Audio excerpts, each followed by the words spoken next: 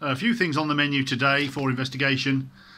These are a couple of the current hack ideas that I've been testing. Of these top two anyway. That was the relay switch device, and I've actually got that set for the 26% current hack, so I might try that later on to see if the car will accept that when you're actually driving along. We know it'll accept the 22% across the board without switching requirement. This is the op-amp based current hack, and these little jumpers with the coloured tags here are just different resistances I can add in. I've ordered some digital pots. I didn't have any in stock, so when they arrive I'll make a digitally controlled variable current hack, and we'll see if that works and how well we can control that. So that's the current hacking. That's what we're looking at later on.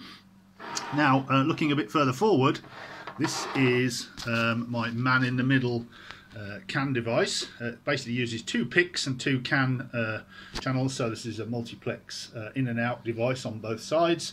So imagine we would chop the IMA CAN line that goes to the IMA control at the back, and we would insert this device into the circuit, and it basically passes through all messages in both directions. These two PICs are joined together with an SPI, a fast SPI bus, so basically it's just passing through messages in both directions. I did try this in the CH2 Civic, and it worked for a few seconds and then faulted, so I do need to do some work on it, but that's the basic idea. So what we'll do then is we'll try and find the IMA CAN packets and try modifying them and see what happens to the IMA as a result. So that's a bit further down the line, so I'm not actually working on that at the moment, but I thought I'd just show you that that is what the potential idea for the IMA CAN man in the middle device is. So what I was looking at today in a bit more detail is the DC to DC converter. Now this is a nickel metal hydride CRZ DC to DC. And as we know, this cuts off at around 150 volts. So I've got this actually powered up live on the bench from my high voltage power supply. And I'm also, it has two data lines. It has an incoming data line from the MCM, and it has an outgoing data line to the MCM. So I'm just logging the outgoing data just to see what happens. And when you power the device on with 12 volts and give it some HV, then it starts to function at about 60 volts. And at 60 volts it's now outputting 13.8 volts. So I can now turn that up slowly, and we'll see when it cuts out. So I'll turn it up anyway. So this is my high voltage supply down here, and it's operating at 62 volts as you can see at the minute.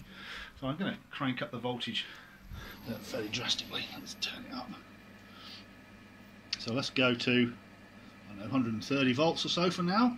You see the current's gone down a bit. Obviously the higher the input voltage into the DC to DC, the less current it needs to provide the same sort of current for the output.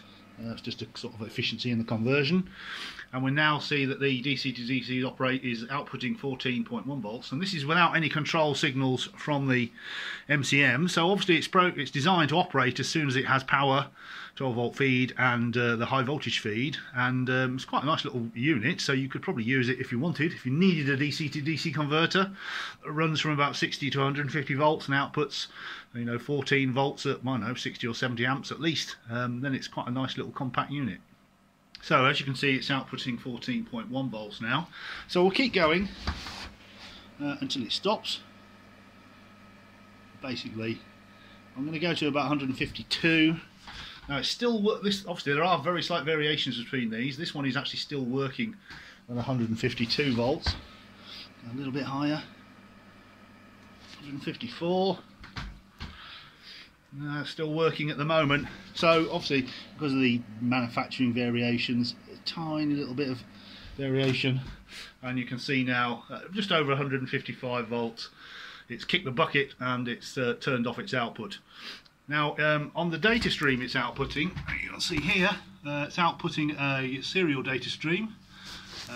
So I'm capturing that, and I'm also looking at that to see what the difference is between the I'm operating okay data stream and the my voltage is too high data stream, so we can see what there is there. That's always interesting, because what you possibly could do, not that I'm going to do it, is you could put a device into the data stream output from the DC to DC which just tells the MCM that everything's alright even if it isn't. So basically the MCM just keeps chugging on, doesn't beep the dashboard, doesn't flash up the system error message, but the DC to DC just shuts off and then turns back on again once it gets get back below 150 volts. So that's where we are at the moment. Just did a bit of work on the DC to DC, looking at the data it's outputting. You've seen the man in the middle device and the current hacking, so that's all still going. It's just basically plodding on with all these things.